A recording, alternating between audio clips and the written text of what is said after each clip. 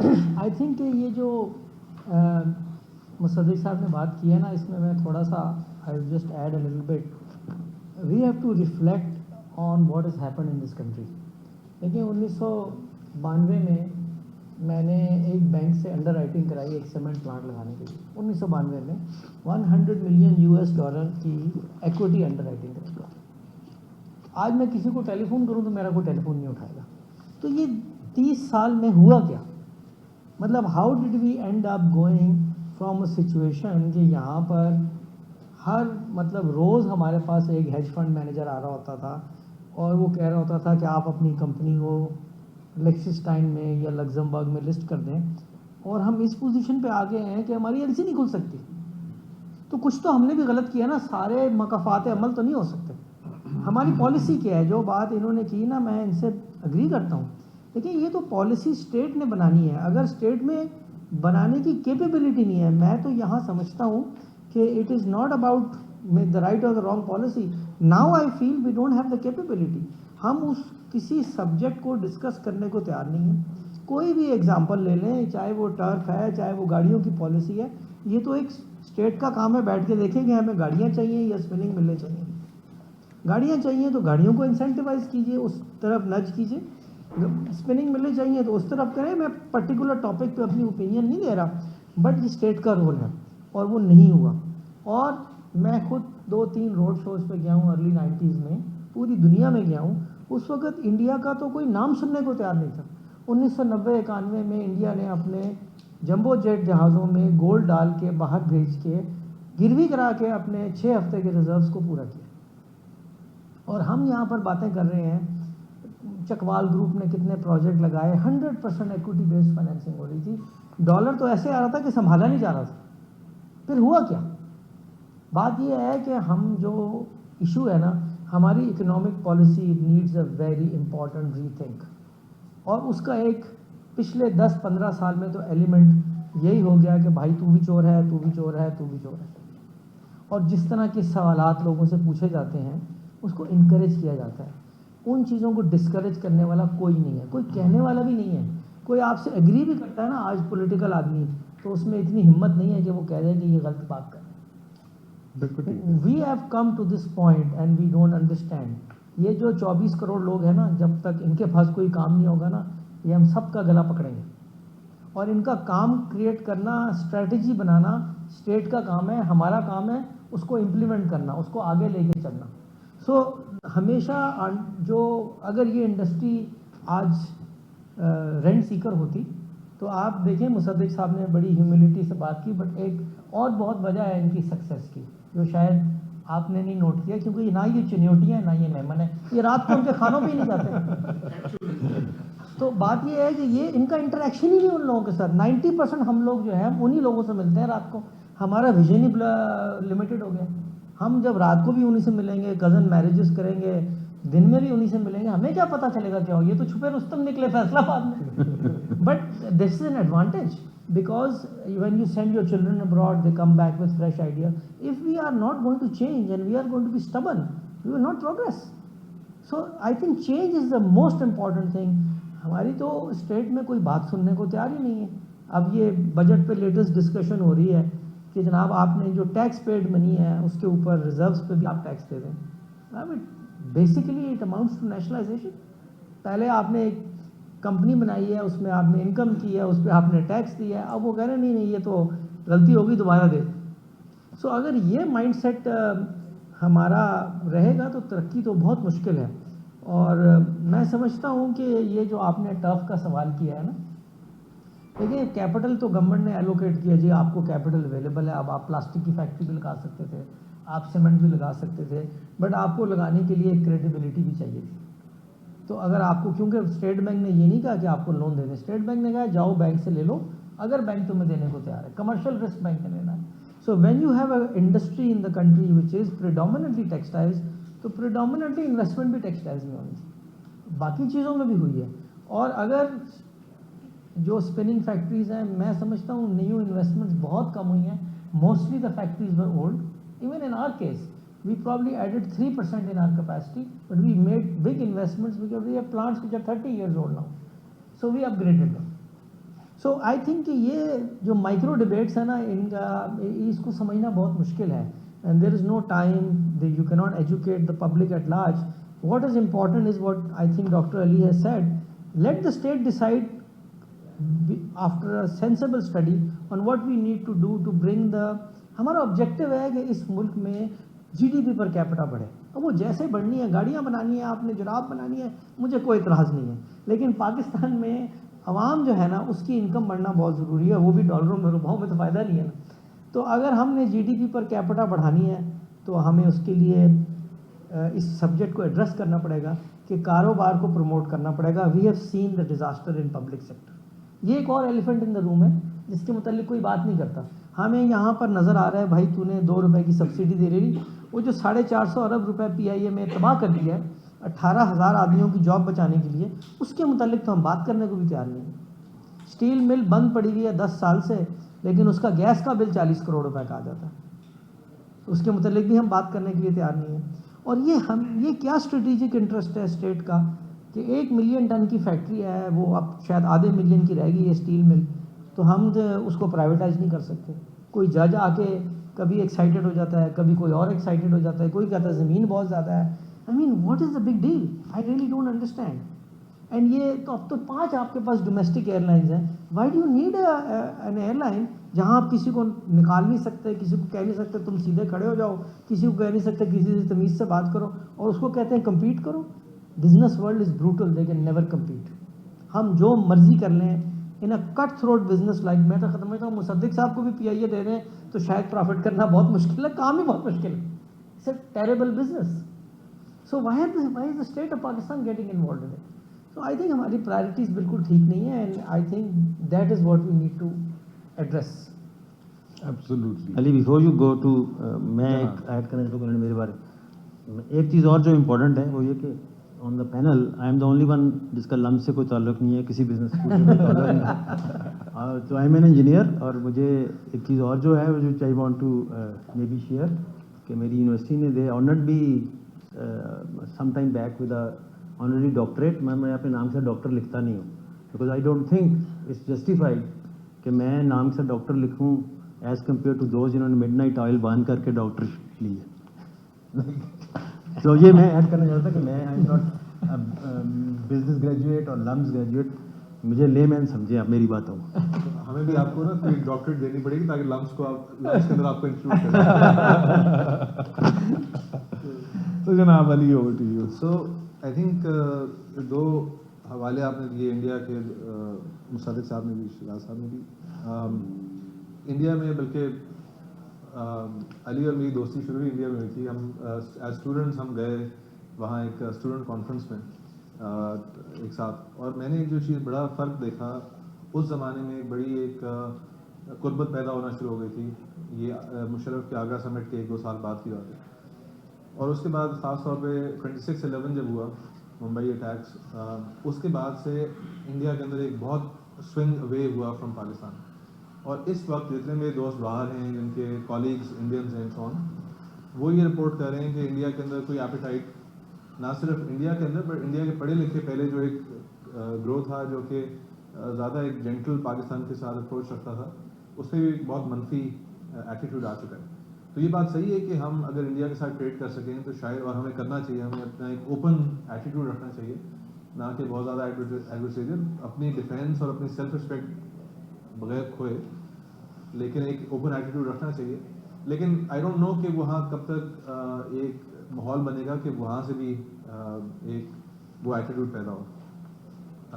लेकिन I think आपने जिक्र किया 92 रिफॉर्म्स का, तो मैंने थोड़ा बहुत उनको उसका जायज़ा लिया because I found it very fascinating कि वो हुए कैसे. और उस ज़माने में इंडिया में बहुत ऐसे मसाइल थे जो हमारे करंट मसाइल से को मिरर करते थे, जिसके अंदर आपका जैसे इन्होंने कहा कि अपने रिजर्व्स जो हैं वो भेज रहे हैं, गिरवी रखवा रहे हैं. वहाँ स्टेट ओन एंटरप्राइजेज में लॉसेस थे, वहाँ टैक्सेशन ख़राब थी, वहाँ सबसे ज़्यादा इंडस्ट्री जो है वो बेनिफिट्स और सब्सिडीज़ पे और रेंट सीकिंग पे चल रही थी. उधर एक जो चीज़ मैंने बहुत फ़र्क देखी पाकिस्तान से, दैट वाज ब्यूरोक्रेसी. उनके यहाँ उन्होंने एक कमीशन बनाई जिसके अंदर एक स्मॉल ग्रुप ऑफ पीपल थे बाहर से पढ़ के आए हुए बड़े कुछ उनके अपने जो कि करियर, लेकिन करियर के अंदर उन्होंने बहुत प्रोफेशनल एक्रेडिटेशन लेकर रखी हुई थी, बड़े प्रोफेशनल किस्म के लोग। और उन्होंने एक पूरा प्लान बनाया जिसके ऑथर थे मोंटेक सिंह अहलूवालिया, जो बाद में उनके प्लानिंग कमीशन के डिप्टी चेयरमैन बने। उस डॉक्यूमेंट का नाम है एम डॉक्यूमेंट, और वो इंटरनेट पे मिल जाएगा, और मैं सबको दावत दूंगा कि आप जाके वो पढ़ें और कभी कंपेयर करें पाकिस्तान के किसी भी इकोनॉमिक प्लान से। तो उन्होंने उसको, अच्छा, और वो प्लान इतना डिटेल्ड है कि अगर हम ये करेंगे, हमें ये करने की ज़रूरत इसलिए है, एंड बड़ी क्लियरली उन्होंने कहा कि हमारी एग्जैक्ट इकोनॉमिक प्रॉब्लम क्या है। और उसके बाद उन्होंने एक्सप्लेन किया कि अगर हम ये करेंगे तो ये होगा, इससे इसको फ़ायदा होगा, उससे नुकसान होगा, हमने उसको प्रोटेक्ट करना है। इसको हम 4-5 साल का गैप दे रहे हैं, इसको हम 10 साल का गैप दे रहे हैं, पूरा एक प्लान बनाया। और वो प्लान इनेबल किस चीज़ से हुआ कि उससे पहले 3-4 साल से एक उनके ब्यूरोक्रेट थे आबिद हुसैन, जो बड़े उनके सीनियर ब्यूरोक्रेट रहे, उन्होंने 2-3 कमीशन हेड की, और उन कमीशंस के अंदर प्रॉपर राइटिंग के अंदर उनके इंटरनल गवर्नमेंट थिंक टैंक्स ने पूरा होमवर्क किया हुआ था। तो जिस वक्त पर मनमोहन सिंह, नरसिम्हा राव को ये अपॉर्चुनिटी मिली कि वो कुछ दलेरी का मुजाहरा करें, और जब उन्होंने वो इक़दाम उठाए तो उसके बाद वोट ऑफ नो कॉन्फिडेंस उन पर भी हुआ, जो कि वो बच गए। तो सियासतदानों को भी दलेरी दिखाने की ज़रूरत है, लेकिन अगर आज आपको एक सियासतदान दलेरी दिखाने के लिए तैयार हो जाए, तो माजरत के साथ, जहाँ तक मेरी नाक़िस इल्म में, हमारी ब्यूरोक्रेसी के अंदर वो प्लान्स तैयार नहीं हैं कि ये डिफ़ाइन कर सकें कि हमने करना क्या। और उस कमी का एक ब्रॉडर माशरे के ऊपर भी उसकी अक्कासी है कि जब हमारी गवर्नमेंट तैयार नहीं है करने को, तो हमें भी तो रिस्पॉन्सिबिलिटी लेनी है। लम्स वो सेटअप इन 1986, तब से आज तक पाकिस्तान की पॉपुलेशन 3 गुना बढ़ गई है। और लम्स के अगर आप जाके फाइनेंसेस कभी खुलवाएं और देखें तो लम्स का भी बहुत अच्छा हाल नहीं है। लेकिन उसके बाद कोई यूनिवर्सिटी बनाने की पाकिस्तान को तौफीक ही नहीं हुई, public and private combined as such, जो कि उस लेवल पर आके खेले। जो टूटे फूटे आइडियाज आए हैं वो कहाँ है? देयर इज़ नो इकोनॉमिस्ट इन पाकिस्तान, अच्छा इकोनॉमिस्ट जिसकी जॉब रिक्वायरमेंट हो कि पाकिस्तान की इकोनॉमी पर ये डॉक्यूमेंट्स बनाए।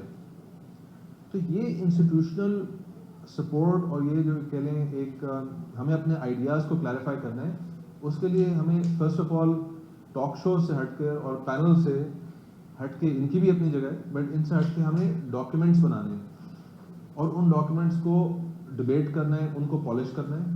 And then there has to be lobbying, not just for turf for example, और not just for whatever sector specific issue we are talking about, lobbying for things like lobbying against, for example, sugar mafia, which has a direct impact on textiles or cotton.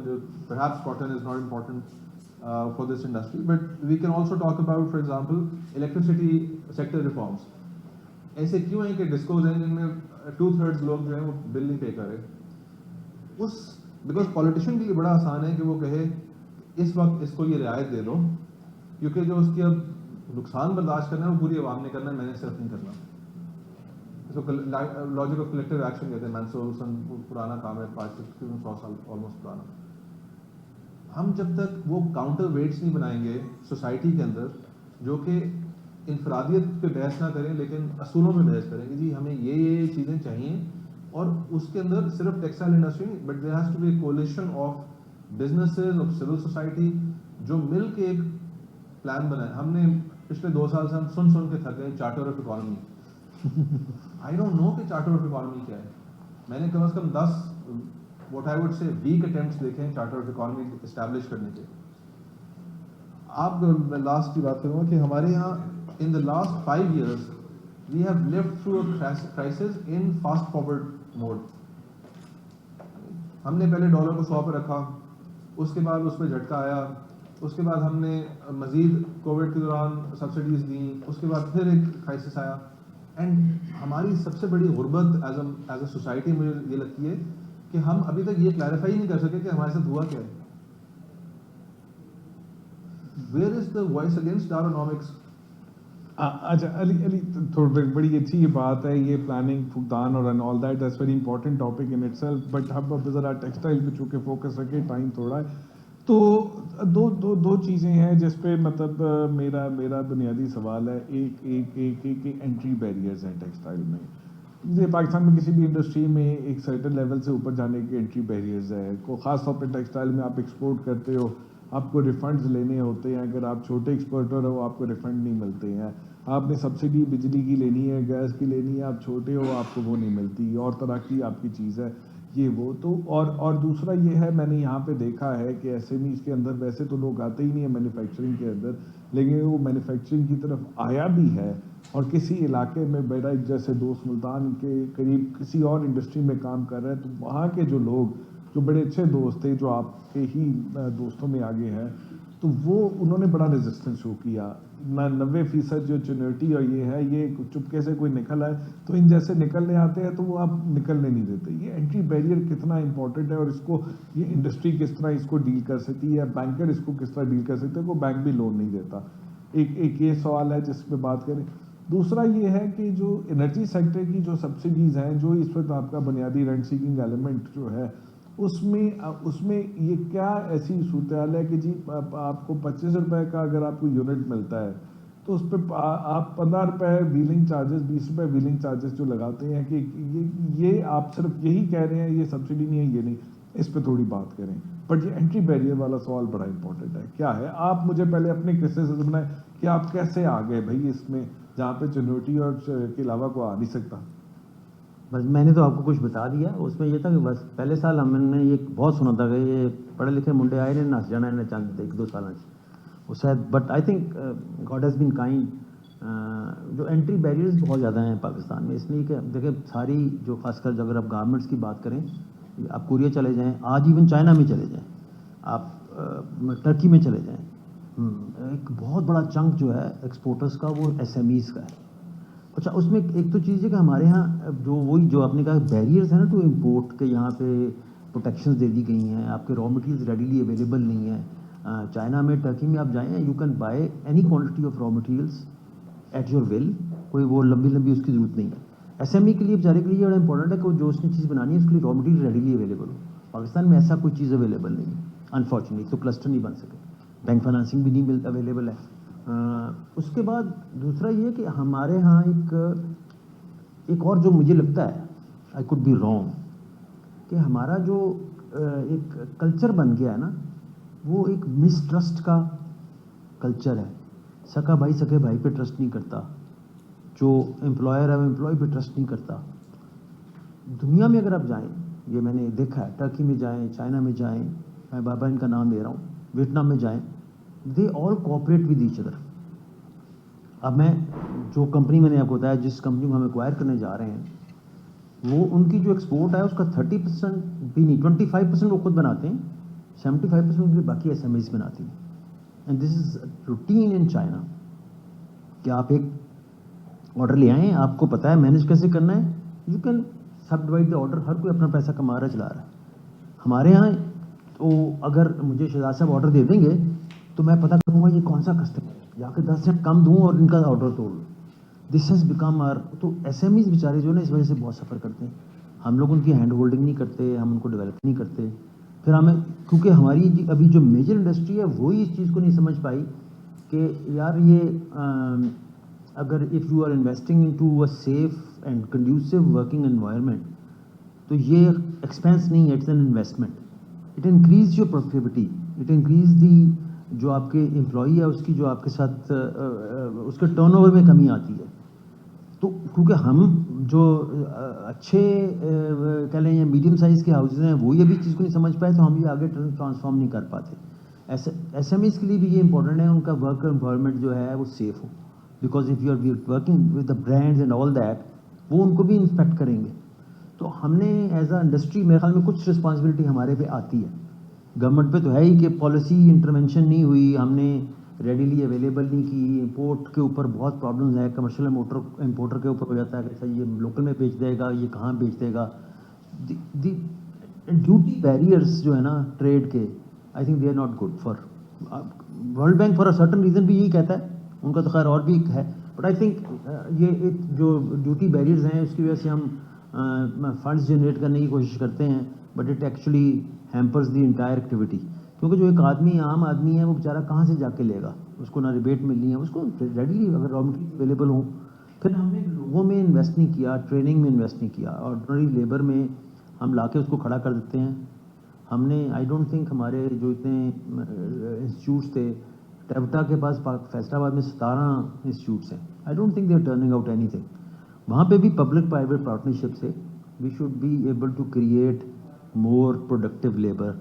और हमें जो labour की difficulties हैं, जैसे मैंने शुरू में भी कहा, ये हम इसको नहीं गौर कर रहे हैं, ये बड़ा इंपॉर्टेंट है। Because you don't have to reinvent the wheel, look at what other countries have done, what has you see Bangladesh done, what has China has done, what is Sri Lanka doing, what has Vietnam done. उनको देखें क्या कर रहे हैं। आप क्यों लाहौर के ऊपर प्रेशर बढ़ा रहे हैं, फैसलाबाद पे प्रेशर बढ़ा रहे हैं, मियाँ वाली बकर खानेवाल से लेबर इधर आके काम करती है, आप वहाँ उनके पास क्यों नहीं जा रहे हैं? Why don't you train them and put up units over there and let, ये जो प्रेशर है आपकी सड़कों पे, जो बिलियंस ऑफ रुपीज़ यहाँ हम जाया कर रहे हैं, वहाँ इंडस्ट्रियल स्टेट्स बनाएं। सो आई थिंक ये इसके तरफ कोई सोचता है कोई नहीं। वो जो सबसे ग्रीन लैंड जो है लाहौर के लिए, तो वहाँ बना दो जी industrial estate. I don't think real estate है या इंडस्ट्रियल एस्टेट है? I would rather not go into that. मैंने वैसे रियल एस्टेट में अभी तक नहीं किया और I don't intend to do that. बेवकूफ़ी है, but so I would stop there. जी जनाब आई शहजाद साहब। थिंक दो चीज़ें हैं जो बड़ी टेक्निकली वजूहात हैं या एसएमई की ग्रोथ ना होने की वजह से, in addition to what Musaddiq साहब हैज सेड। एक हमारा जो बैंकिंग स्ट्रक्चर है ना यहाँ पर, उसमें जब कोई मीडियम साइज बिजनेस बैंक के पास जाता है और जो आपके कोर्टों का रिकवरी सिस्टम है, वो कहता है इसको पैसे ही मत दो, क्योंकि ये हम तो यहाँ रिकवरी हो ही नहीं सकती। तो वो 10, 20, 50, 100 यहाँ बैंक्स कंफर्टेबल होते हैं, उनके साथ बिजनेस करना चाहते हैं। And because the margin is more in lending to medium scale enterprises, but because of the system where there is absolutely no recovery, minimum 10 साल तो आपको लग ही जाते हैं। एसेट उस वक्त तक डिस्ट्रॉय हो जाता है, सिर्फ ज़मीन की वैल्यू रह जाती है।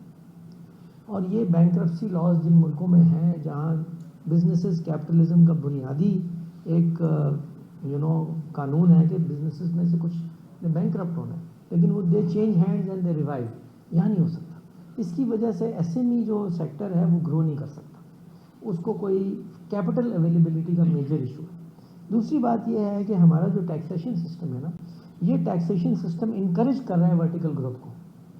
अब जो मुसद्दिक साहब बात कर रहे हैं ना, अगर आप एक गारमेंट प्रोड्यूसर हैं और आपने कपड़ा कहीं से ख़रीदना है, उसने डाई कहीं से कराना है, वीविंग कहीं होनी है, स्पिनिंग कहीं होनी है, तो ये 4-5 प्रोसेस में 6-7% इनकम टैक्स लग जाएगा ऑन द सेलिंग प्राइस। इतना तो मार्जिन ही है किसी बिजनेस में। I think you will see the highest number of vertical factories in Pakistan compare to India और China, primarily because of the fix taxation regime. अगर ये फिक्स टैक्सेशन रिजीम है, लोग बैकवर्ड इंटीग्रेट करते हैं, उनका रेवेन्यू होता ही नहीं है। सो आप फाइनल प्रोडक्ट पर टैक्स दे रहे हैं और पीछे है नहीं। अगर ये टैक्सेशन गवर्नमेंट ने इनकरेज करना है एक्सपोर्ट को, तो इनको चाहिए कि टैक्स का रेट घटाएं। लेकिन ये जो सब कॉन्ट्रैक्टिंग मॉडल है ना, ये बिल्कुल मोस्ट एसेंशियल है for growth of the industry. जब हम हर चीज़ के स्पेशलिस्ट बनने की कोशिश करते हैं तो हम उसको कभी भी नहीं कर सकते। और चाइना की मेन सक्सेस की वजह यही कि वहाँ पर एक आदमी एक चीज़ बनाता है, उसके 50 सप्लायर होते हैं और वो इतना वेल ऑयल्ड मशीनरी है कि वो अपना काम कर रहा है। Maybe that company is a marketing specialist और whatever it is. So I think we are only talking about, और अगेन जो बात अली ने भी की कि हमारी चूंकि कोई पॉलिसी फ्रेमवर्क पर तो कभी डिस्कशन हुई नहीं है। ये तो बजट बनने से पहले देखते हैं जी पूरा कैसे करना है, इधर टैक्स लगा दो, उधर टैक्स लगा दो, इसका रेट बढ़ा दो, उसका घटा दो। उसकी वजह से हर बंदा अपनी स्ट्रैटेजी बजट के बाद दोबारा चेंज कर रहा होता है। लॉन्ग टर्म तो सोच है ही नहीं। लेकिन बैरियर टू एंट्री कोई नहीं है। टेक्सटाइल अब बहुत कैपिटल इंटेंसिव इंडस्ट्री नहीं रह गई और इसमें कोई बिरादरी सिस्टम नहीं है। द रीजन्स द बिरादरीज are able to do this is because they have access to information. जो मैं बात कर रहा हूँ ना, ये देखिए आप अमेरिका में भी जाकर देखेंगे, आप कहीं मतलब किताबें पढ़ें, वो लोगों ने रिसर्च की है, मैल्कम ग्लैडवेल ने, कि ये किताब है आउटलायर, आप पढ़ें कि आपके पास एक्सेस है। मेरे पास अगर एक access to information of being in a surrounding, तो I get a little bit of advantage. And इसका नुकसान भी है जो मैंने अभी थोड़ी देर पहले बताया था कि आप चेंज को रेजिस्ट करना शुरू कर देते हैं। So there is no right answer, but I think the important thing is reform in banking laws, in my opinion, will lead to amazing growth in the medium size industry, and also these taxation laws. हम इस खौफ से कि लोग tax नहीं देंगे, हम turnover tax लगाए जा रहे हैं, और अब उस टर्नओवर टैक्स की ये हालत हो गई है कि अगर आप प्योर स्पिनिंग मिल रहे हैं तो मेरे ख्याल है आप कभी प्रॉफिट ही नहीं कर सकते, क्योंकि वो आपका मार्जिन ही 2-2.5% है, 1.5% तो गवर्नमेंट ले जाएगी, तो फिर आप जाके वीविंग लगा लेते हैं, और आपका काम ही नहीं है वीविंग लगाना, और आपका आप स्पिनिंग में रहना चाहते हैं, आप नहीं रह सकते। नहीं रह सकता।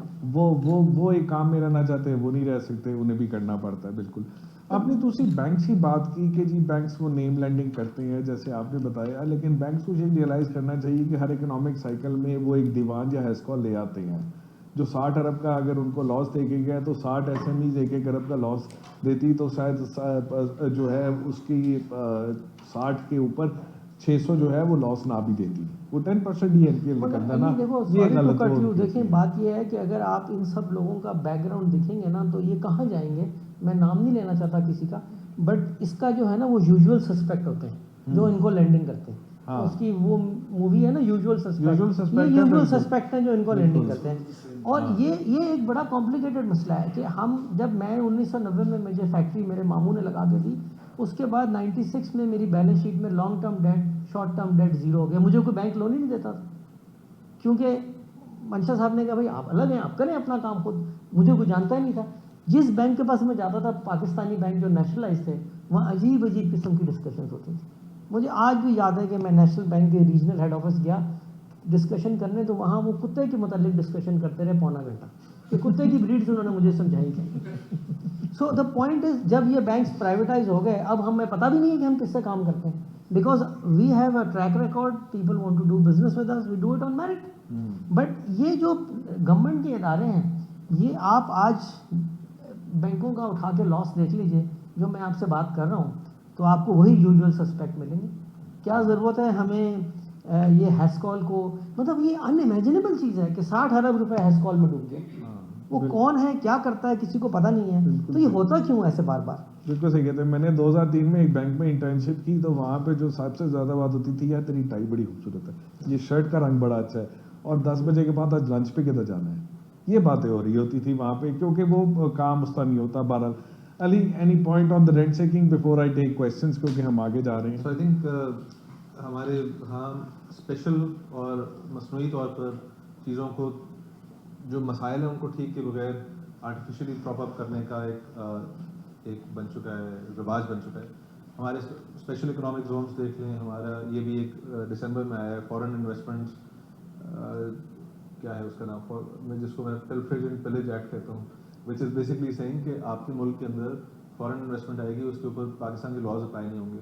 हाँ। उसके बाद कंस्ट्रक्शन सेक्टर, सो मैं टैक्स रिफॉर्म्स के किसी फॉर्मल बॉडी के अंदर बैठा था जहाँ नए टैक्सेस की डिसीजन होने, तो ये कंस्ट्रक्शन सेक्टर को टैक्स कम कर दो। आपके जवाब क्या है, आपके पास कोई आर्गूमेंट है, कोई लिखा हुआ है कुछ?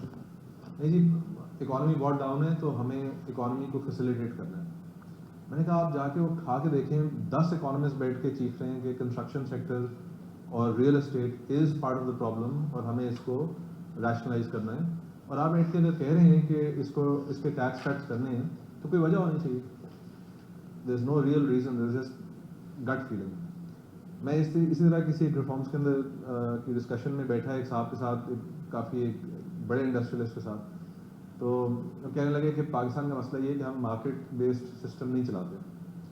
तो कोई घंटा उन्होंने कन्विंस किया मुझे कि मार्केट बेस्ड सिस्टम चलना चाहिए। फिर कहने लगे ये फलाना सेक्टर जो है जहाँ उन्होंने नई इन्वेस्टमेंट की थी, वहाँ हमें चाहिए कि अगले कुछ साल जो है वो एक स्पेशल बूस्ट देने के लिए फलानी सब्सिडी बता दी जाए। ये सब चीज़ें ठीक हैं। और rent seeking, by the way हमने पूरा ये टॉपिक रेंट सीकिंग का बनाया। अगर आप थियरी में पढ़ें, इकोनॉमिक्स की किताबें उठा के देखें, तो रेंट सीकिंग अच्छे तौर पे भी होती है। Research and development is only done under rent seeking. Absolutely. Industrial policy के अंदर रेंट सीकिंग होगी तो वो काम होगा, लेकिन वो उसको सही तरह ऐसा तरीके से करने की रिक्वायरमेंट ये है कि उसके अंदर चेक्स एंड बैलेंसेज हों।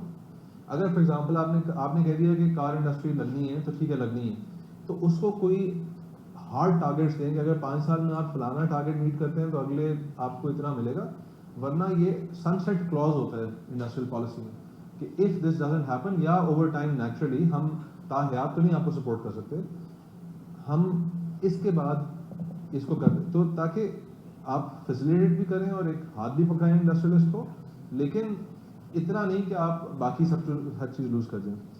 सो माई ओनली थिंग, मैं जो जहाँ एंड करना चाहूँगा वो ये कि आप इकोनॉमिक पॉलिसी के अंदर डॉक्यूमेंट्री एविडेंस जो कि ट्रांसपेरेंट और पब्लिक हो और उसके ऊपर डिबेट हो सके, ये होना 100% नेसेसरी है। और वो माइक्रो कॉन्वर्सेशंस में नहीं हो सकता कि आप रेंट सी करेंगे, नहीं है, वो एक इकोनॉमी लेवल पे बात होनी ज़रूरी है। नंबर 2, जो भी पॉलिसी आपने लगाई है वो 5-10 साल के अंदर इवैल्यूएट होना चाहिए, और यहाँ अनफॉर्चुनेटली 1 साल की इवैल्यूएशन नहीं हो सकती। और तीसरा ये है कि जब कौमें बेहतर होती हैं तो उसके अंदर communal organisation, communal discussions, civil society होती है कि जो आके एक कुछ आइडियाज़ पर्कुलेट करते हैं जिससे बेहतरी आती है। So I'll end on this. I'm very grateful to the council for setting up this conversation. I think I would love to see the council itself and others talk about broader picture ideas also.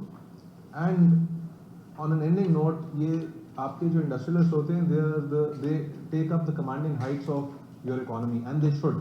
So हम यहाँ बैठे हुए हैं माशाल्लाह, पहली दफ़ा आया हूँ इस हॉस्पिटल में. Great credit to all of the efforts here by everyone involved. तो इस तरह की चीज़ें होती तब हैं जब आपके बिजनेस से सक्सीड करते हैं।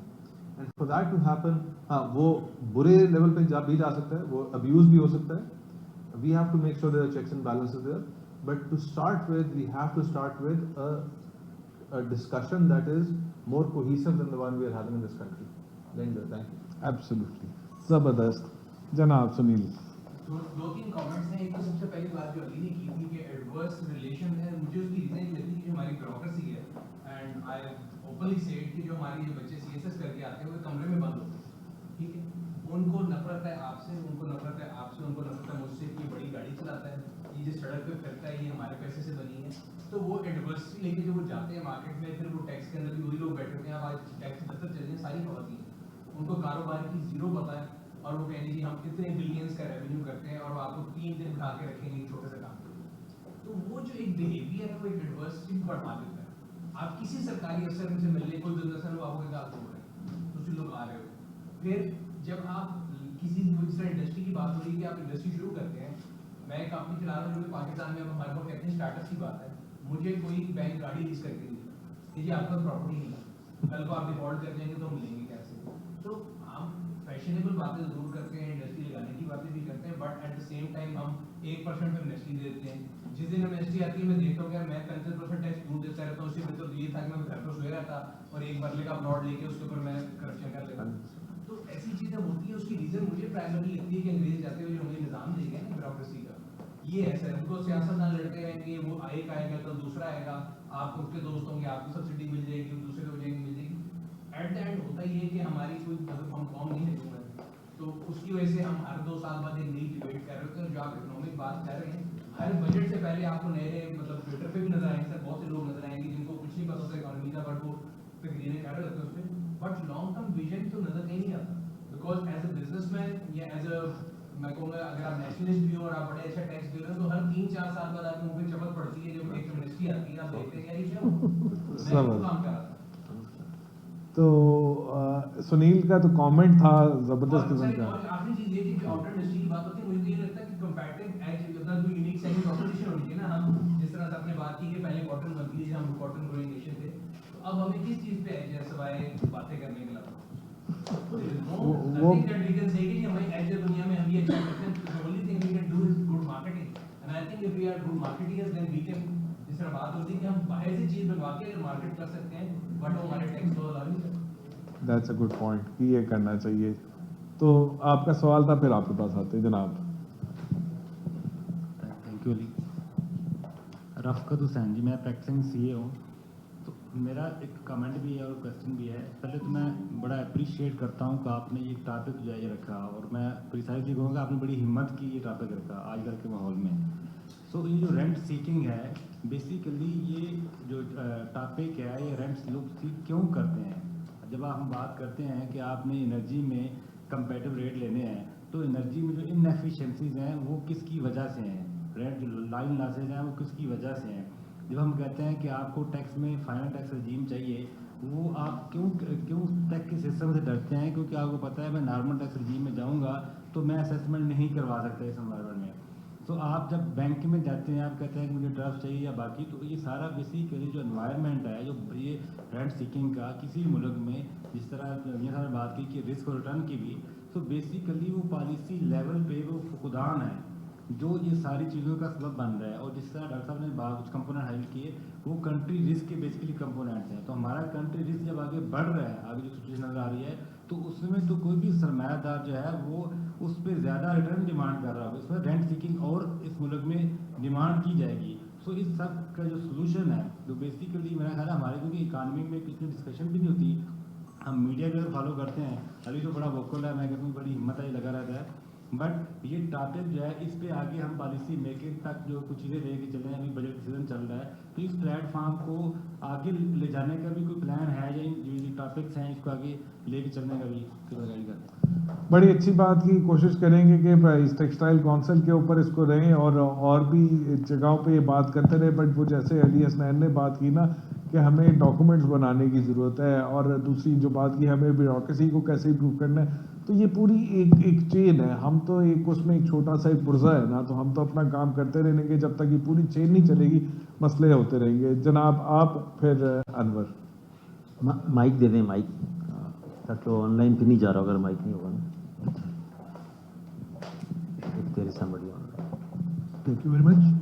मेरा नाम आतिफ है जी। I am a banker by profession, and first of all I like to congratulate Pakistan textile council for setting up this wonderful panel, industry, academia and journalism. So this is a beauty of this panel. So one comment and a question.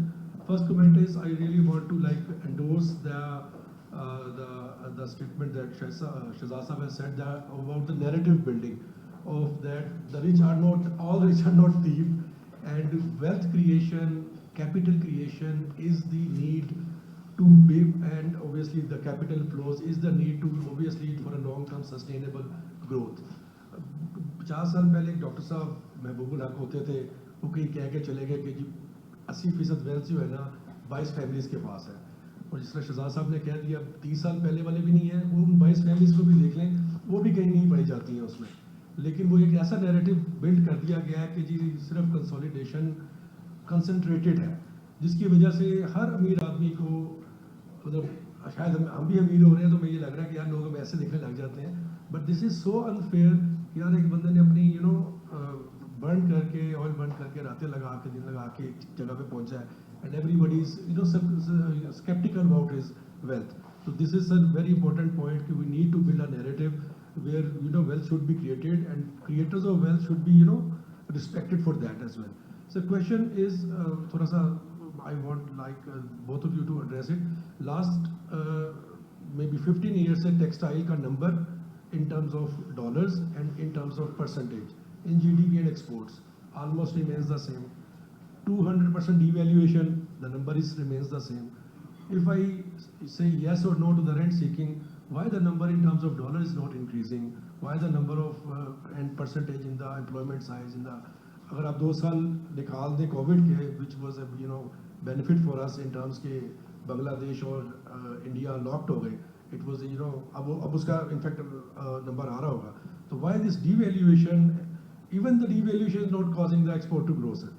So there is something other than problem in the system, other than these सरकारी मुश्किलात. Thank you. अच्छा, इसी question में मैं एक question add कर देता हूँ जो ऑनलाइन आया हुआ है, कि ये शहजाद आपके लिए आया हुआ है, को राजी मुलचौंदी है, वो पूछ रहे हैं कि what is the future of textile industry in next 5 years। तो इन दोनों को आप मिला के ही आप जी जी जी वो ये कि पाकिस्तान में टेक्सटाइल इंडस्ट्री जनरली एक परसेप्शन है, एक्सपर्ट्स और ज़्यादा बेहतर कि वैल्यू एडेड में हम बहुत ज़्यादा तरक्की या ग्रो नहीं कर सके। अगर हिस्टोरिकली देखें तो हम अगर वैल्यू चेन में देखें तो हम बेसिक तो ग्लोबल सप्लाईज बन गए, लेकिन हमको बहुत ज़्यादा उसमें अपस्ट्रीम को ज़्यादा फतूहात या ज़्यादा, तो उसकी क्या वजह है, and how can we kind of work on these challenges and overcome this perception associated with textile industry. और इसी के अंदर एक खुरम जफर साहब का सवाल है, despite there being a couple of success stories like Khadi and Nishad Linen, what do you think most textile players have not made a move to move the value chain, build global brands and reach customer directly, special now the e-commerce is pervasive? चलिए पहले part का मैं कर देता हूँ फिर दूसरे को. I think very good question and very good concerns. Devaluation देखें, devaluation is how does it impact the cost of production. हमारा हाउ मच आपका जितना रॉ मटेरियल है, एक वैल्यू एडेड में थंब रूल है 40 to 50% is your raw material cost, right. That is directly proportional to the value of dollar. एक सिर्फ time lag होता है, whether it's cotton or it's polyester, वो आपकी एडजस्ट हो जाएगी उसी हिसाब से, क्योंकि आपकी वो आपके एक्सपोर्ट मार्केट में भी आप को पाबंदी तो नहीं है यान या कॉटन एक्सपोर्ट करने में. Then a major part is energy, वो भी आपकी वैल्यूएशन से वहाँ चली जाती है. आपके फ्रेट्स, आपकी बाकी आ जाके बेचारा जो बचता है वो मजदूर बचता है, जिसको आपको इन एनी केस उनको भी इन्फ्लेशन फीस देनी पड़ती है. अच्छी कंपनी तो ड्यूरिंग दी वैसे ही दे देती हैं, but in the end July they will have to be given increase. तो वो एक छोटा सा मार्जिन बचता है जिसके ऊपर प्ले करना बड़ा मुश्किल है. Although you see keeping the exchange rate artificially high और लो दोनों तरह से गलत है. दूसरा, पाकिस्तान में अनफॉर्चुनेटली अभी तक the type of customers we have, generally speaking, most of the exporters, they are not directly retailers or good brands. वो भी हैं, पर एक बहुत बड़ा कंपोनेंट है जो कि मैं कोई उनको अंडरमाइन करने की कोशिश नहीं करता. इम्पोर्टर्स हैं जो कि जिनको हम रीसेलर्स कहते हैं, कि import from people in Pakistan and they resell to the brands and to the retailers in other markets. And see they, अब मैं उनको खुदा न खास्ता रेंट सीटिंग तो नहीं कहूँगा. The moment is a devaluation, अभी वो सुबह आप सो के उठेंगे नहीं, उनकी ईमेल आ जाएगी कि यार मुझे कितने पैसे छोड़ रहे हैं, right. So now you have to compete with that, how much you, because then he says okay I am going to retailers and brands, they stick with you normally, they are long term players. उनकी I have got customers जिनकी हम अब, you won't believe me, 25-26 की अब इस पर negotiation कर रहे हैं. 2025-26, नॉट 24. सो दे ऐसे भी कस्टमर्स होते हैं. But then these customers you have to really be very careful about them, कि यार वो मेरे साथ वाले से नहीं ले लेगा या इंडिया से बांग्लादेश से नहीं ले लेगा, तो कुछ पास ऑन वो हो जाता है. तो इसलिए massive devaluation will never help grow your exports. आपकी करेंसी ओवर वैल्यूड है, वो हर्ट करेगी आपको, but it's not going to, devaluation is not the answer. Keeping the value at the right, एक तो चीज़ ये है. दूसरा क्वेश्चन आपका था कि हमने क्यों नहीं ग्रो किया अदरवाइज इसमें. आप देखें, आई थिंक हमने ग्रो किया. फिर वो जो मैंने शुरू में बात की थी, we have to separate textiles from apparel. So see what how the percentage has change, how much apparel and readymade garments we are exporting 10 years ago and how much we are exporting today. Total आपको शायद वही नजर आ रहा है. तो जो हमारा textile component है, इट हैज कम डाउन और in percentage it has reduced, and apparel, but not adequately. अब ये again it's going to be a controversial statement which I'm going to make, and again I say we need all you see components of chain to complete our production, मगर it is इतना essential नहीं है. बांग्लादेश के पास कोई raw material नहीं था, Vietnam के पास कोई रॉ मटेरियल नहीं था. उन्होंने जब इन्वेस्ट किया तो बहुत high value added raw material में किया, उन्होंने कॉटन यार्न वगैरह में नहीं किया. We don't need cotton yarn to have an because we have cotton yarn, it's very good, we are fortunate, but it's not a prerequisite, and we don't need to import cotton to make more yarn. Why don't we import yarn straight away? Why should we import cotton? सीधा yarn मंगवाएं और उस तरह का मंगवाएं और उसको करते हैं. So we have to divert the investment towards the apparel and ready-made garments. ये दुनिया में नीचे आ रहा है, सब जगह से नीचे आ रहा है. ये हमसे कोई नहीं बाय करेगा, क्योंकि Bangladesh, Vietnam, Indonesia, they are putting up their own chains. So ये जो हमारी टेक्सटाइल्स की इंपोर्ट है, ये ज़्यादा तो बढ़ेंगी नहीं, और ये हम जितनी मर्जी लगा लें, वीविंग स्पिनिंग लगा लें, it has to go down, it will go down. Natural consequence है, दुनिया नहीं बाय, हाँ इंटरनल कंजम्पशन के लिए होगा. So the only way is to invest in to the value added RMG, apparel, ये सब वहाँ इन्वेस्ट करें, जहाँ से आता है मिलता मंगवाएं, और कॉटन के अलावा मंगवाएं. Your percentage will start growing. अब मैं जैसे आपको अभी कहा कि वियतनाम 15% टेक्सटाइल्स एक्सपोर्ट करता था as compare to their apparel. Today they have बहुत जोर लगा के 35% पे पहुंचे. They not, it's just Pakistan and India जो कि अभी तक बहुत ज़्यादा टेक्सटाइल्स कर रहे हैं. So let's consume our textiles inside उसको कन्वर्ट करें और बाहर से भी yarns और फैब्रिक्स मंगवाएं. लेट्स नॉट इन्वेस्ट इनटू, मतलब मैं माजरत के साथ ये नहीं कि जरूरत नहीं है, let's not invest more into spinning and weaving. Let's उसको हाँ रिवाइव करने के लिए, बीएमआर करने के लिए जरूर करें. Let's invest. थोड़ा डिफिकल्ट है बट आई डोंट थिंक इसमें कुछ देर शुरू में लगता है कि इट्स वेरी, बिकॉज इट्स बहुत ज़्यादा लेबर इंटेंसिव है और बहुत ज़्यादा you need a lot of management for that. Personal tension बहुत चाहिए. बट आई थिंक जो मैं अब देखता हूँ, आपने दो बरादरियों की बात की, I think they have done I mean amazing job for this country. But there जो उनके नई बहुत मैं देखता हूँ ना, पढ़े लिखे बच्चे हैं, they want to do really wonders. They are, हमारे भी ऐसे ही शायद, पर वो बच्चे youngsters are different. They want to take on challenges, they want to do different things, which is very promising. I think we should use that opportunity and try to individually be businessmen, और government भी कोशिश करे हम divert करें more and more investment towards value added sector. और I think that is going to, उतने investment से अगर आप वो लगा लेते हैं तो आपको यान कहीं ना कहीं से मिल जाएगा. We don't need to have yarns, more yarns. To be honest, जितना है बहुत है, काफ़ी है. Let's invest more into value added. I think just a couple of things I will add कि ये जो बांग्लादेश का फिगर है ना, इसमें एक पाकिस्तान के फिगर के साथ कंपैरिजन में बहुत इंपॉर्टेंट है. एक Bangladesh imports a lot of raw material, so उनका नेट एक्सपोर्ट का फिगर इतना ड्रामेटिकली ग्रो नहीं करता. पाकिस्तान में जैसे मुसद्दिक साहब ने बताया कि हमारी स्पिनिंग की प्रोडक्शन मोर और लेस अब लोकल में कन्वर्ट हो गई है, एक्सपोर्ट ख़त्म होती चली जा रही है. और इसी तरह फैब्रिक की, तो हमारी जो एक्सपोर्ट बढ़ रही है वो वैल्यू एडेड या गारमेंट्स या होम टेक्सटाइल की बढ़ेगी, बट एक तरफ से घट भी रही है. सो ये नंबर जो है ना इतना इम्पॉर्टेंट नहीं है. It is converting is more important. And then I think there is also issue of the energy cost. Sindh में एनर्जी कॉस्ट बहुत कम है, वहाँ ज़मीन बहुत महंगी है, वहाँ काम करना बहुत मुश्किल है. तो आपकी ग्रोथ जो है वो कम्पीट नहीं आप कर सकते पंजाब और सिंध में, बहुत मुश्किल है. और ज़मीन यहाँ सस्ती है, लेबर भी यहाँ है, कराची में सब लेबर पंजाब से जाती है. तो आई थिंक ये थोड़ी सी पॉलिसी डिस्पैरिटीज़ हैं जिसकी वजह से भी growth is a question mark. Brands की बात. और तीसरी बात ऑब्वियसली ये भी है कि Arfa will just talk to you कि ये जो पाकिस्तान की सिक्योरिटी सिचुएशन है, इसमें हम तो हर वक्त डिफेंसिव होते हैं. हर वक्त कोई पूछ रहा है यहाँ क्या हो गया, ये अंदर हो गया, वो बाहर हो गया, वो बम फट गया. कारोबार की बात कम होती है और समझाने की बात ज़्यादा होती है. तो it's not an easy environment. जी doctor Arfa.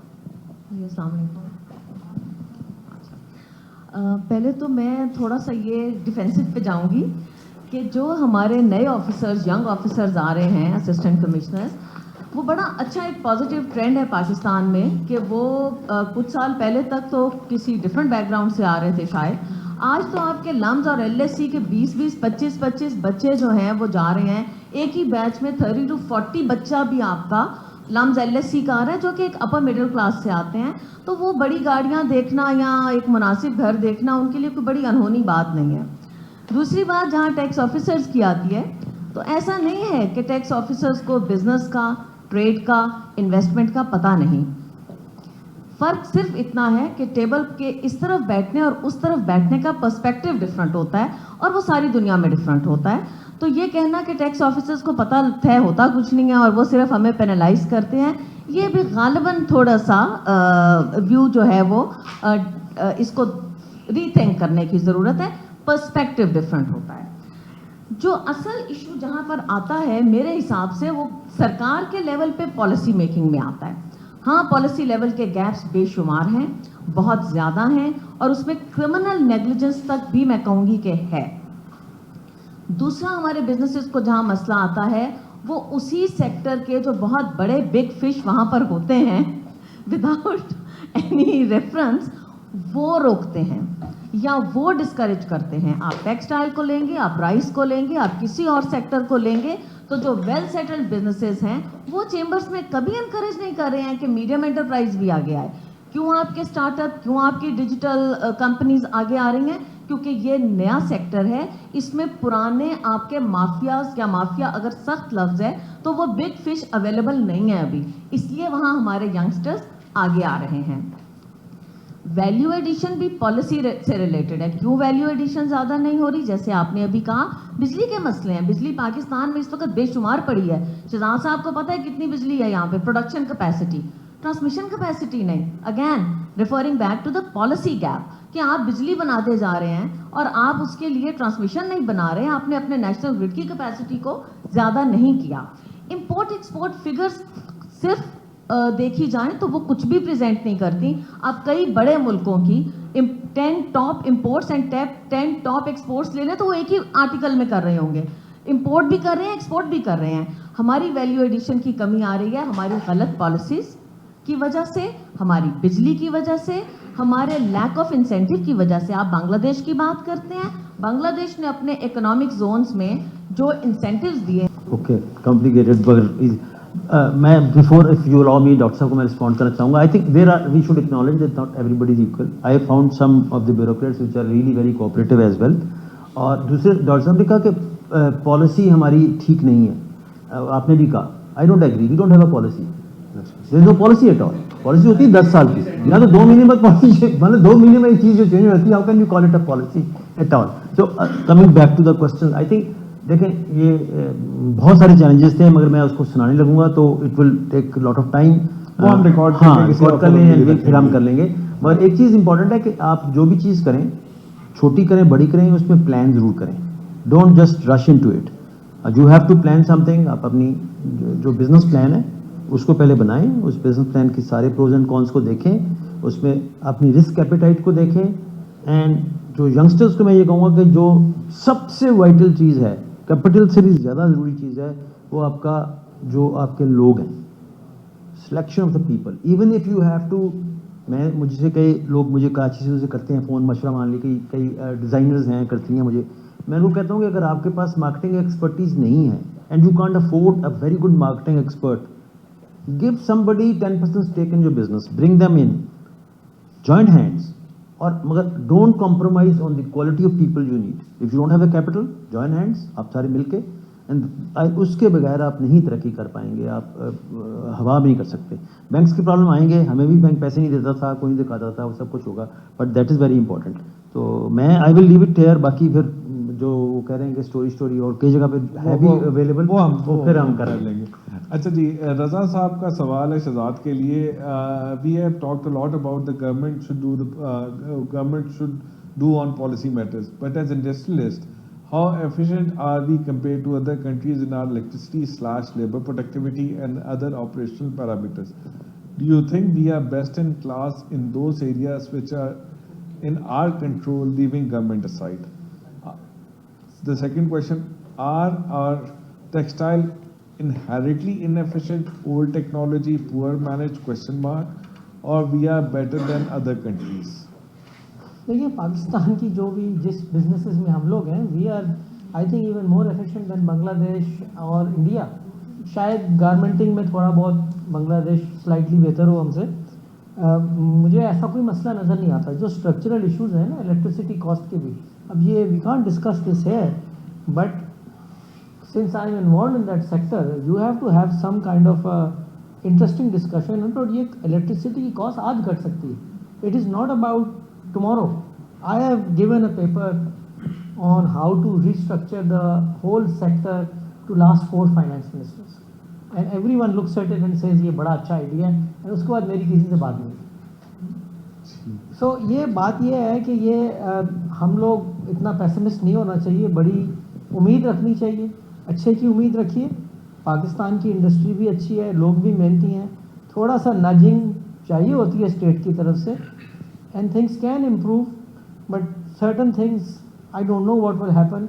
We are going through a very difficult time, but as they say, this shall too pass, you know. It shall too pass. अरे इसमें क्योंकि रेंट सीकिंग के ऊपर बात हुई, डॉक्टर साहब का एक क्वेश्चन था, इफ आई लाइक टू, वो उससे कनेक्टेड है कि चाइना से क्यों नहीं सीपैक के बावजूद people are not come here. मैं टेक्सटाइल के सेक्टर में बात करूँगा। पहली बात तो ये कि हमें, अली ने भी जिक्र किया, हम इसको सीपैक को देखते नहीं, it's a part of BRI, it's a belt and road initiative है। इसकी वो इकोनॉमिक सारी एक्टिविटी डायरेक्ट उस जगह किससे बेसिकली हमने बना लिया, इसको है नहीं। Asia and now in Egypt, Jordan, Ethiopia, but not in Pakistan. Definitely मतलब यहाँ पे it's nothing do with security, it's because our cost of production, because of variation, जिसमें हमारी गलतियाँ भी हैं, गवर्नमेंट की भी गलतियाँ हैं, वो ज़्यादा है। और अगर किसी ने आने की कोशिश की है in joint ventures, unfortunately I must say हमारी बैलेंस शीट ट्रांसपेरेंट नहीं है. सो आई वुड स्टॉप देयर. बिल्कुल ठीक कह रहे हैं. You have a question boss. It's first just a data point. If you look at Pakistan's exports, textile exports, for every dollar of textile related import, that includes used clothing also, we export more than $3. Whereas in case of Bangladesh, the data is different. They import more and they export, of course, more. But we need to increase our import content so that we can have more exports. The second thing is we have had this discussion, but we need the panel to say whether we are a rent seeker, whether we are rent seekers or not. That has to be the hard end of hard close. I think it is for the audience to decide. और इन्होंने तो कह दिया हमारी balance sheet ठीक नहीं है, इसमें बहुत सारी बातें हैं. सर एक छोटा सा कमेंट ये है कि अभी हम बात करते हैं चाइना है, तो चाइना आउटसाइड चाइना में इन्वेस्ट कर रहे हैं, वो वियतनाम जा रहे हैं, वो कहीं और जा रहे हैं. तो एक I will not name the company but you know sitting here, there is a company which came to Pakistan almost 20 years ago and they spent around $4 billion in this country and now they are trying to take an exit and the offer that they got was of $500 million. So the problem that we also have to see is that this currency devaluation and other channels, what kind of a message that you are giving to other players that if you invest in Pakistan, your money has to be saved, you've got to get some return out of it as well. So there are not many good examples to showcase as well. Absolutely. So I think we also need to kind of work, क्योंकि वो तो बेचारे वो तो मगर अनवर देखिए आप ना इस वेरी इम्पोर्टेंट कि हमारा माइंड जो है ना वो फॉरेन इन्वेस्टर सेंट्रिक है. हम ये कह रहे हैं जी फॉरेन इन्वेस्टर आया था, बेचारा बड़ा यतीम था, गरीब था, उसका बड़ा नुकसान हो गया. आप इस मुल्क को ठीक करें, फॉरेन इन्वेस्टर का मसला भी हल हो जाएगा, लोकल का भी हल हो जाएगा. लेकिन ये हमारी कॉलोनियल माइंडसेट है, हम फॉरेन इन्वेस्टर से बाहर नहीं निकल पा रहे. हम कहते हैं वो आएगा और हमारा मसला हल कर देगा. दूसरा अनवर ये टेलीकॉम की बात कर रहे हो. टेलीकॉम और बैंकिंग में 2000 के अंदर बड़ी बड़ी इन्वेस्टमेंट हुई. ठीक है जी, मसलन कि ये प्राइम बैंक जो है उसने ख़रीदा ABN AMRO ने $250 मिलियन का, और वो बाद में RBI की जो कन्वर्टेड एंटिटी थी वो $52 मिलियन, $52 मिलियन में वो फैसल बैंक खरीद गया. ये मामू जो है 90 में खरीदना चाहते थे, स्टेट बैंक नहीं खरीदने देता था. तो इस तरह वो उसकी $700 मिलियन की उसकी सिंगटेल की इन्वेस्टमेंट थी, वो कितने में गई. वो इंडस्ट्री में है. आज आप नेस्ले की इन्वेस्टमेंट देखें कहाँ से आई थी, यूनिलीवर की देखें. So you pick and choose आप करते हैं इंडस्ट्री से फॉरेन को. और वही बात उनकी है ना कि तुम्हारा कुत्ता टॉमी, हमारा कुत्ता कुत्ता, ये वो लोकल और फॉरेन इन्वेस्टमेंट का. तो coming yes seminar your question you were asking. One और टू क्वेश्चंस. अच्छा योर क्वेश्चन, आपका क्वेश्चन है कुछ? जी जी थैंक यू सरफराज. बेसिकली मेरा जो फील्ड है वो सारा एग्रीकल्चर वैल्यू चेन है, और राइटली सेड बाय सदर इन द स्टार्ट कि हमारी कॉटन वीकनेस हो गई, it's not strength no anymore. तो जहाँ पे टेक्सटाइल सेक्टर को अपनी वैल्यू चेन को स्ट्रेंथन करने के लिए कितना ज़्यादा फोकस करना चाहिए, ताकि वहाँ पे बहुत बड़ी रेंट सीकिंग हो रही है इन एग्रीकल्चर सेक्टर, तो ये खुद इन्वॉल्व हो जाता है तो बहुत सारी वैल्यू एडिशन ये खुद कर सकते हैं, जो कि इम्पोर्ट बिल भी आपका बचा सकती है, कॉटन में स्पेशली. तो क्या इस तरफ कोई डायरेक्शन है please?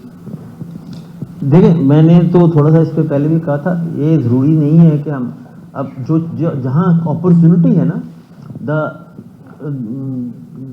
World is moving towards traceability of cotton specially. तो क्योंकि हमारे पास अपनी कॉटन, अगर हमें BCI कॉटन है या हमारे पास ऑर्गेनिक कॉटन, इंडिया की ऑर्गेनिक कॉटन के ऊपर क्वेश्चन उठे, लोगों ने वहाँ से बाय करना बंद कर दिया. So since we have our own cotton fields, अगर हम उसको ट्रेसेबल बना लें तो that can give us an edge. Because जब US में अब कंटेनर जाता है तो you have to have a documentation ready कि ये जी कहाँ कहाँ से नहीं ओरिजिनेट हुई. And because of that all the brands and retailers are, you see, उनके टॉप 4-5 इश्यूज में से traceability is becoming one major issue. So using our own chain. मगर जो चीज़ नहीं हुई कॉटन में, कॉटन के ऊपर रिसर्च भी नहीं, हमारी जिनिंग में भी इन्वेस्टमेंट नहीं हुई. Ginning needs you don't have to, you see, हमें एक ही आदमी को हर चीज़ में इन्वेस्टमेंट क्यों करनी चाहिए. I think there is an opportunity. अब जिनिंग में करके आपकी यील्ड बढ़ जाएगी, उसमें इंसेंटिवाइज किया जा सकता है. सो जिनिंग के ऊपर इन्वेस्टमेंट हो सकती है. आई डोंट थिंक कि हमें कॉटन के फील्ड को बढ़ाने की जरूरत है, मगर वहाँ पे यील्ड को बढ़ा के इसको ज़्यादा ऑर्गेनिक और ऐसी कॉटन्स की तरफ कन्वर्ट करने की जरूरत है जिसकी ज़्यादा डिमांड है, अवेलेबल नहीं है वर्ल्ड। ऑर्डिनरी कॉटन से हम let's move towards organic cotton. 3 साल में आप you can 3 to 4 years you can convert to organic cotton. You can per एकड़ आपकी इनकम भी बढ़ जाती है और मुल्क का भी फायदा होगा। तो that's the direction I would rather have the industry. अच्छा, ये ट्रेसेबिलिटी से एक सवाल बीच में आया हुआ है कि वो नेशनल कंप्लायंस सेंटर है, फिर वो कॉर्ड का मसला चल रहा है सारा, तो what's your view on it? देखिए, ये नेशनल कंप्लायंस सेंटर तो गवर्नमेंट का और पाकिस्तान टेक्सटाइल काउंसिल का इनिशिएटिव है, जिसमें basically we are suggested to the government कि तमाम कंप्लायंस को किसी ऑर्डर में ला के और गवर्नमेंट की पॉलिसी के तहत होना चाहिए, और इसकी प्रोलिफरेशन है बहुत सारे कंप्लायंस की। सो ये अच्छा स्टेप लिया है गवर्नमेंट ने इंडस्ट्री के साथ मिल के, एंड आई होप कि इससे हमें बिजनेस में भी एडवांटेज मिलेगा, बिकॉज स्टैंडर्डाइजेशन है। इसमें कोई पर्टिकुलर किसी एक का इशू नहीं है। I think it's more about standardization, safety, labour and everything. जी जी जी, you see, learning from experiences in Bangladesh, they have created a compliance center of their own, so they are doing it. तो building safety में या जो आपकी जितनी work place safety है उसमें जो हमारे एम्प्लॉयज़ हैं उनकी हेल्थ के जो इश्यूज़ हैं, उनके जो राइट्स हैं, are they being paid the right wages और नॉट, तो उसको मॉनिटर करने के लिए देयर हैज़ टू बी, ये जो गवर्नमेंट का आइडिया है जिसको हम भी सपोर्ट करते हैं, to have a public private partnership जिसमें के कस्टमर भी शामिल हो, ब्रांड्स और रिटेलर के रिप्रेजेंटेटिव भी हों, ILO के लोग भी हों, लेबर से भी लोग हो सकते हैं, इंडस्ट्री से भी, एसोसिएशन भी लोग हो सकते हैं, गवर्नमेंट के भी हो सकते हैं, एंड दे देन डिसाइड कि जी बिल्डिंग कोड कौन सा यूज़ होगा फॉर फायर सेफ्टी और इसके लिए कौन सा कोड यूज़ होगा, and then they can use the inspection firms like they are available so many international inspection firms in Pakistan to go and see whether the companies. अच्छा, सिर्फ ये कर देना काफ़ी नहीं है, एजुकेशन भी ज़रूरी है। जैसे SMEs की बात हुई, बहुत सारे लोगों को पता ही नहीं है कि क्या करना है, तो हमने तो ये कहा कि we will open up our factories to educate everybody, PTC के members, to bring everybody who wants to learn something about safety, आपकी जो हेल्थ एंड सेफ्टी के ऊपर, सस्टेनेबिलिटी के ऊपर। We will open up our factories, they should come see learn, और I will convince them it's not an expense, it's an investment which is going to benefit you. तो NCC सारी चीज़ को मेरा ख्याल करता है, इट्स अ गुड स्टेप अगर ये हो जाए तो, for the safety of the labor, for their rights, and also for the growth of the business. That's how I see it. जबरदस्त जी। बस ये मेरा ख्याल है कि बस आखिरी 2 क्वेश्चन है, उसके बाद आई थिंक उसके बाद we have lunch, so we can have an informal discussion at lunch. बिल्कुल जी जनाब। My question is back to the rent seeking point. Globally हम टेक्सटाइल में इंसेंटिव्स की बात करते हैं कि बांग्लादेश में भी इंसेंटिव्स दिए जाते हैं, इंडिया में भी, वियतनाम में भी, पाकिस्तान में फिर शायद कम दिए जाएं। So is the textile industry globally inherently a rent-seeking industry? It's a very broad question. मुझे नहीं पता। देखिए, ये इंसेंटिव्स जो होते हैं ये तो एक जेनेरिक लफ्ज़ है। आप अगर मैं देखूं, जो सबसे बड़े 2 आइटम्स जिस पे डिस्कशन होती है वो बिजली और गैस की प्राइस है, तो एक्चुअली तो मेरे ख्याल में रिवर्स सब्सिडी है। गवर्नमेंट की प्रोडक्शन कॉस्ट कम है, there wastages and inefficiency is being paid by the industry. तो ये लफ्ज़ी सब्सिडी गलत है, लेकिन अब ये लफ्ज़ इस्तेमाल होता है और आप इसको जो मर्ज़ी कर लें, आप इस लफ्ज़ से जान नहीं छुड़ा सकते। तो बाकी आपको अगर गवर्नमेंट ने कोई इंसेंटिव दिए इंडस्ट्रियलाइजेशन के लिए या कोई लोन्स दिए हैं, तो देखिए ये मैक्रो इकोनॉमिक पॉलिसी में बहुत सारे फैक्टर्स होते हैं। मेरा ख्याल में कि टेक्सटाइल इंडस्ट्री चाइना या इंडिया या बांग्लादेश में स्टेट की पॉलिसी में एम्प्लॉयमेंट जनरेट करने के लिए भी एक टूल है, तो ये उनकी पॉलिसी का हिस्सा है जिसकी वजह से वो लोग उसको इनकरेज करते हैं। यहाँ पर अनफॉर्चुनेटली ऐसा नहीं है, यहाँ तो डिबेट ही दूसरी है और मुश्किल है। अगर ये यहाँ पर थोड़ा सा माइंडसेट डिफरेंट होता तो size of the industry would have been much bigger, but it's a big struggle all the time. मैं इसमें ये ऐड करूँगा कि in Pakistan the apparel and textile industry doesn't need any subsidy, any incentive even. सिर्फ 2 काम कर दें, energy sector privatise कर दें, और जो नेगेटिव इंसेंटिव है, जो undue benefits to real estate and जो आपकी रिटेल है या अदर है, बाकी सेक्टर्स के वो ख़त्म कर दें।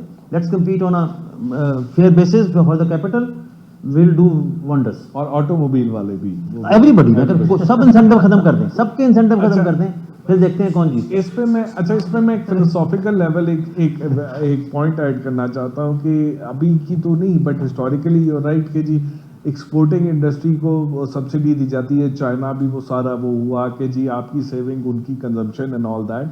अब textile industry Pakistan, Bangladesh, India और कंबोडिया और इस तरह के मुल्क में जो गरीब मुल्क हैं, चूँकि उनकी लेबर सस्ती है तो वो टेक्सटाइल बनाते हैं। बेसिक प्रेमिस तो यही है ना, ट्रांसफ़र होता गया ना अब जो मुल्क गरीब होते गए। अब और उसके बाद आप यहाँ पे उनको अपनी बाकी इंडस्ट्री से बांग्लादेश ऐसे कर लें, गैस सस्ती देते हैं, आप उनको वो कर्जा सस्ता देते हैं, सारा कुछ देते हैं, आप उसको सब्सिडी दे रहे हैं for people who are consuming in the US. आज आप पाकिस्तान में कपड़ा बनता है, बांग्लादेश में बनता है, बट अमेरिका में जाके वहाँ से आप खरीद के लाते हो सबसे सस्ता। सो एक फिलोसॉफिकल है कि भी गरीब मुल्क के लोगों की जो सब्सिडी जो उनके लोगों के लिए होना चाहिए, चूँकि वो गरीब है, वो अमीर लोगों के लिए इस्तेमाल हो रही है। ये एक बुनियादी सवाल बहुत वर्ल्ड लेवल, ग्लोबल लेवल पे है, बट इस फोरम से वो बहुत ऊपर है। ये सारी दुनिया में जो सेकेंड वर्ल्ड वॉर के बाद डेवलपमेंट हुई है ना, ये इंडस्ट्रियलाइजेशन से ही ये मुल्कों ने एक लोअर वैल्यू एडेड से हाई वैल्यू एडेड में कन्वर्ट किया है। The process has been successfully done by some countries, not by Pakistan. So I mean we can debate this, but if you look at then China, तो China तो फिर पूरा मुल्क की सब्सिडी तो फिर वो आगे निकल गया ना। तो मतलब हम एक तरफ कहते हैं चाइना ने कमाल कर दिया, दूसरी तरफ हर चीज में सब्सिडी है, तो ये क्या चक्कर है? नहीं मैं ये चाइना नहीं, मैं ये एक और फिलोसफी की, मैंने ये फिलोसॉफिकल लेवल की बात है। तो एनी हाउ जी, एक आपके आखिरी question. Just add one more thing. Rent seeking मैंने पहले भी आपको कहा, अगर लुगती एतबार से देखें तो रेंट सीकिंग है, और इकबाल साहब का कोई क्वेश्चन था वो भी क्लियरली है, लेकिन पता नहीं आप लोगों को किसने रेंट सीकर कहते हैं, जो बहुत चुभी भी है लोगों की बात। रेंट सीकिंग को मैं इस तरह देखता हूँ कि there are different shades of rent seeking. एक प्योर ब्लैक रेंट सीकर है, एक ग्रे एरिया में, and most people are in grey area. Rent seeking को अगर आप लॉबिंग समझें, ये हर इंडस्ट्री करती है, and that is part of the game. मेरी सिर्फ जो एक टेक्सटाइल की बॉडी से एक रिक्वेस्ट कह लें आप, या सजेशन है, वो ये कि कुछ आपके बेनिफिट्स आपको मिलते हैं जो जीरो सम बेनिफिट है। मतलब रीजनली कंपेरेटिव अगर आपको रेट मिलना है और वो कंज्यूमर से भी नहीं लेना, तो किसी ना किसी के ऊपर तो जाएगा, तो वो एक जीरो सम है कि कहीं और वो पहले आपके ऊपर बर्डन आना था, आपने अपने उसको लिफ्ट करवा दिया, वो किसी और पे चला गया। इसके बजाय, या इसके साथ एटलीस्ट रियलिस्टिकली इसके साथ ही होगा, इसके साथ एजेंडा को थोड़ा सा एक्सपैंड करें और अपनी लॉबिंग के अंदर पॉजिटिव सम आइडियाज़ लेकर आएँ। इस तरह के एक ये कि अगर आप एफिशिएंसी इंप्रूव करते हैं या पिल्फरेज रिड्यूस करते हैं दूसरे पार्ट ऑफ द सिस्टम में, सदर साहब ने कहा अगर आप बाकी जहाँ जो बर्डन्स क्रिएट किए हैं उनको लिफ्ट करते हैं, तो वो इकोनॉमी के लिए पॉजिटिव सम बेनिफिट्स हैं।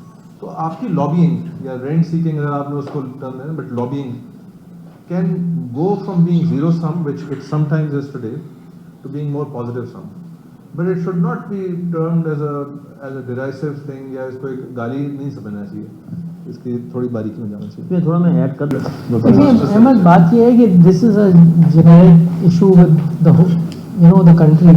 सो I think when we create hope and optimism and growth, तो मसले हल होते हैं, और हम किसी ट्रैजेक्टरी में कुछ अरसा रहे भी हैं, बट आई थिंक काफ़ी ऑफ ट्रैक हो गए। सो आई मीन वो कहते हैं ना, this problem is above my pay grade.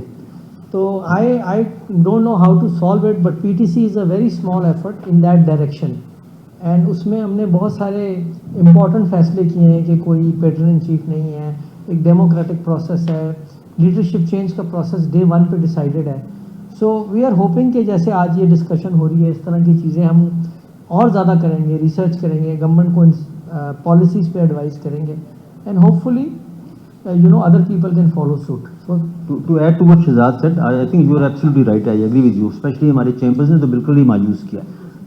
जो पीटीसी के पीछे एक ये पर्पस था कि एक जो टिपिकल जिसे हम होते हैं ना कि गवर्नमेंट से नेगोशिएशंस हैं, ये टैक्स लगा दो, ये ख़त्म कर दो, वो we don't want to get involve into that, although we as we represent top 20-25 firms which deal in apparel and textile, so we get invited to give our views, which we do share our views। और उससे ज़्यादा जो हमारी policy formation है ना long term with our own members, with the government, उसके ऊपर कैसे काम करना, उस पर कैसे रिसर्च करनी है, what is wrong with the system. And not only that, हमने पहली दफ़ा पाकिस्तान में, पाकिस्तान टेक्सटाइल काउंसिल में, we have gone outside Pakistan and actually hired lobbyists to promote Pakistan at our own cost, which nobody else has done. तो हम, क्योंकि पाकिस्तान होगा या पाकिस्तान का इमेज होगा तो हम सब होंगे, so it is slightly different from the, हम लोग तो वही है ना, देखिए बहुत ज़्यादा डिफरेंट नहीं हो सकता, हम वही लोग हैं, हम एप्टमा में मेंबर हैं, PHA में मेंबर हैं, PTA में मेंबर हैं, सो हम बहुत ज़्यादा डिफरेंट नहीं होंगे, पर कोशिश हम कर रहे हैं थोड़ा डिफरेंस क्रिएट करने की एंड थिंग्स, जैसे मैं आपको बता रहा हूँ, एग्जैक्टली आपको नहीं बता सकता क्या लॉबी हम कर रहे हैं, कैसे कर रहे हैं, but in the interest of the country, बल्कि जो पिछली गवर्नमेंट भी, ये गवर्नमेंट भी है, वो they are looking towards us, अच्छा यार हमें बताओ कि आप जाके अगर लॉबी कर रहे हो तो कैसे कर रहे हो, अगर आप कैपिटल हिल पे कर रहे हो तो कैसे कर रहे हो, for promotion of Pakistan trade and Pakistan businesses, वो हम समझते हैं हमारी responsibility, so there we are slightly different from others, if I may. बिल्कुल ठीक है जी, थैंक यू। बस ये क्विक आपका कमेंट, और वो जिन्होंने क्वेश्चन ओरिजिनली पूछना था वो भी पूछ ही लेंगे अब। Naveed Ahmed from Sapphire, I am from Reliance Garden Spinning Mill. यहाँ बात हो रही है कि स्पिनिंग में स्कोप नहीं है, स्पिनिंग एक थर्ड ये क्या लेंगे एक्सेप्टेबल या कह लें थर्ड ऑप्शन है आपके लिए, मैं इसको कबूल नहीं करता। मेरा दूसरा सवाल ये है कि जिस तरीके से आपने बताया कि जी हम अपना सॉक्स का मार्केट शेयर 5% से 10% कर रहे हैं, चाइना में भी कोई कंपनी एक्वायर कर रहे हैं, 2025 2026 के भी ऑर्डर्स हैं, तो मेरा कन्वेंशनल टेक्सटाइल यूनिट, क्योंकि ये इन्वेस्टर्स को बड़ा एतराज़ होता है कि टेक्सटाइल ओनर्स डिविडेंड्स नहीं देते, तो कन्वेंशनल टेक्सटाइल यूनिट जो हेड कर रहे हैं स्पिनिंग एंड वीविंग, उनसे सवाल है कि वो क्या सोचते हैं, उनके क्या प्लान्स हैं। अच्छा, आपका जो पहला क्वेश्चन है उसमें मैं देखो, यंगस्टर्स के लिए मेरा ख्याल ये है कि आप ये भी देखें कि दुनिया कहाँ मूव कर रही है, where is India moving, what is going more, services, so the best thing is to invest and start services. मैं आपको डिस्करेज नहीं कर रहा for manufacturing, but manufacturing has become more capital intensive and it will be more risky in our environment for youngsters to go into manufacturing. So my personal advice would be, if you can add some sort of a services, क्या कोई business कर सकते हैं, तो that will be the best option. Services में आप अपने talent को, अपने colleagues के talents को use करें, sell the talent internationally. That would be the best thing to do. दूसरे क्वेश्चन को आप रिस्पॉन्ड करें। देखिए, आप जो सवाल पूछ रहे हैं ना, डेनिम है या स्पिनिंग है या वीविंग है, यहाँ पर हर बिजनेस में सक्सेस और फेलियर्स आपके सामने हैं, तो आपको कोई बता नहीं सकता कि आप ये चीज़ लगा लें या ना लगाएं। ये तो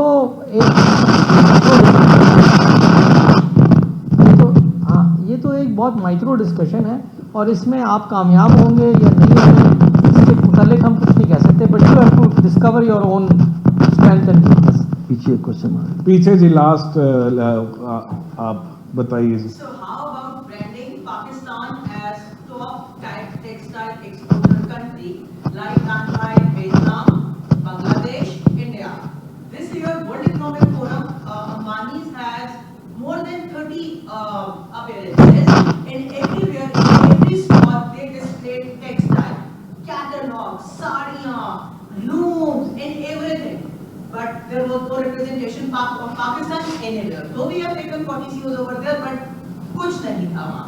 और कहते हैं ना, फिर जैसे जो दिखता है वो दिखता है, because World Economic Forum trade was happening. So as a textile sector, all CEOs together, what we are doing or what are the plans of how we can brand Pakistan as the top good global textile exporter brand? पहले तो हमें वो बनना पड़ेगा ना, we can't start branding and saying something which we are not. So not just quality, the quantity. आप देखें पाकिस्तान में, let's come to the point, Pakistan में जो बेस्ट कंपनी है और जो वैसे बेस्ट भी है, लार्जेस्ट एक्सपोर्टर है, that's $540-50 million last year, right? Sri Lanka the biggest group which is exporting $3 billion. Jordan, the biggest company, is $960 million. We are millions. We don't exist, but we can. First we have, मेरा मतलब ये कि हम ऐसी चीज जाके बाहर है ना शो मारे जो हम है नहीं. Let's build ourselves which we can. हमारी चीज बन सकती है, हमारे potential है, we'll do it inshallah. In a few years time, we'll be inshallah at a place where we can go. But quality की आप बात करते हैं तो quality one of the best qualities Pakistan में बनती है, बिल्कुल है, मगर क्वालिटी जो है वो अपनी जगह है और वॉल्यूम अपनी जगह है. You have to be able. आज अगर बाहर से कस्टमर आना शुरू हो जाएं तो हमारे तो कैपेसिटीज ही नहीं होंगी. So you have to build the capacities. हाँ, मगर बांग्लादेश देखिए ना, पहले आज से 5-10 साल पहले लोग बांग्लादेश के प्रोडक्ट को घटिया प्रोडक्ट समझते थे.